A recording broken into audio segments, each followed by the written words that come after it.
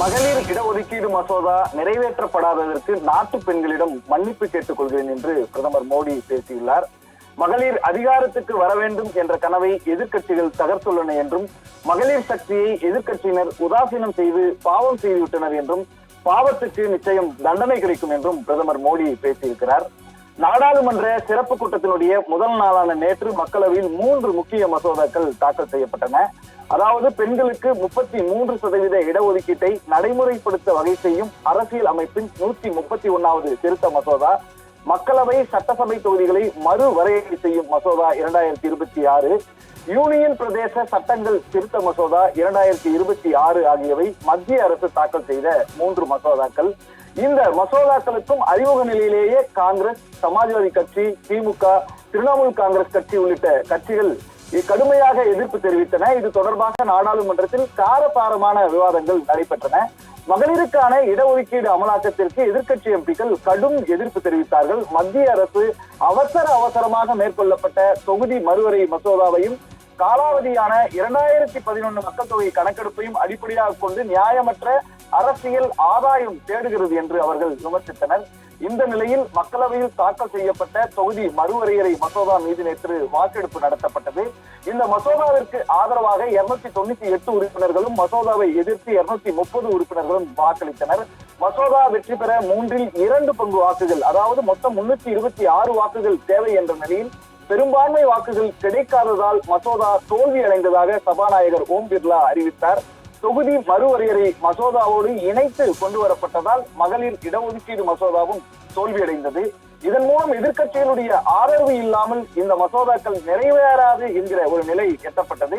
இதனால் வரும் காலங்களில் இந்த மசோதாவில் எதிர்க்கட்சிகள் ஏற்றுக்கொள்ளும் வகையில் திருத்தங்களை கொண்டு வர வேண்டிய கட்டாயம் மத்திய அரசுக்கு ஏற்பட்டது.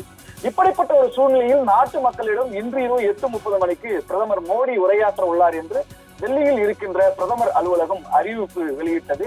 பிரதமர் எதை பற்றி பேசப் போகிறார் என்ற தகவல் எதுவும் வெளியாகாத நிலையில் மக்களிடையே மிகப்பெரிய எதிர்பார்ப்பு எழுந்தது.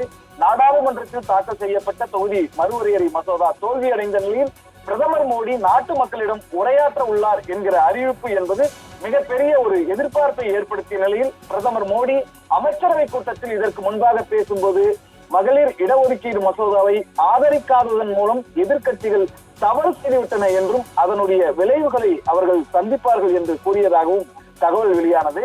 அவர்கள் நாட்டினுடைய பெண்களை கைவிட்டு விட்டனர். இந்த செய்தி ஒவ்வொரு தனிநபருக்கும், ஒவ்வொரு கிராமத்திற்கும் கொண்டு செல்லப்பட வேண்டும் என்று பிரதமர் மோடி தெரிவித்ததாக தகவல் வெளியானது. இப்படிப்பட்ட ஒரு சூழ்நிலையில் தான் நாட்டு மக்களிடம் பிரதமர் மோடி உரையாற்றினார். மகளிர் இடஒதுக்கீடு மசோதா தொடர்பாக அவர் தொடர்ந்து பேசினார். மகளிர் அதிகாரத்திற்கு வர வேண்டும் என்ற கனவை எதிர்க்கட்சிகள் தகர்த்துள்ளன என்றும், மசோதா நிறைவேற்றப்படாததற்கு நாட்டு பெண்களிடம் மன்னிப்பு கேட்டுக் கொள்கிறேன் என்றும் பிரதமர் மோடி பேசினார்.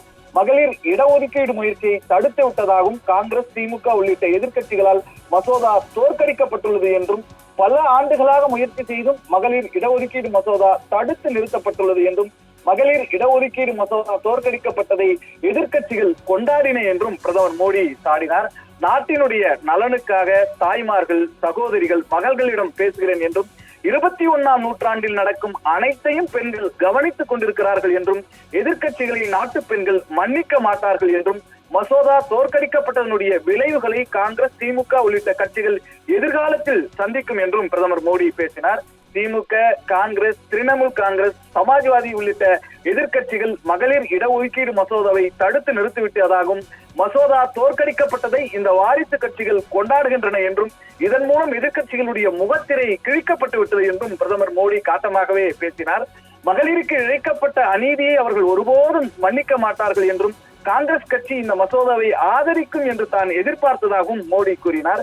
மகளிருடைய கௌரவத்தை எதிர்க்கட்சிகள் காயப்படுத்தியுள்ளன என்றும், இந்த அவமானத்தை பெண்கள் மறக்க மாட்டார்கள் என்றும், ஒவ்வொரு பெண்மணியுடைய மனதிலும் இந்த அவமானம் நிரந்தரமாக குடியிருக்கும் என்றும் பிரதமர் மோடி கூறினார். மகளிர் இடஒதுக்கீடு மசோதா குறித்து எதிர்க்கட்சிகள் குறைகளை மட்டுமே கூறி வந்ததாகவும், மகளிர் சக்தியை எதிர்க்கட்சியினர் உதாசீனம் செய்து பாவம் செய்துவிட்டனர் என்றும், பாவத்திற்கு நிச்சயம் தண்டனை கிடைக்கும் என்றும், தெற்கு வடக்கு என அனைத்து பகுதிகளும் இந்தியாவுக்கு தேவை என்றும் பிரதமர் மோடி பேசியிருக்கிறார். நாட்டு மக்களிடம் பிரதமர் மோடி இவ்வாறு பேசியிருப்பது மிகுந்த ஒரு முக்கியத்துவத்தை ஏற்படுத்தி இருக்கிறது.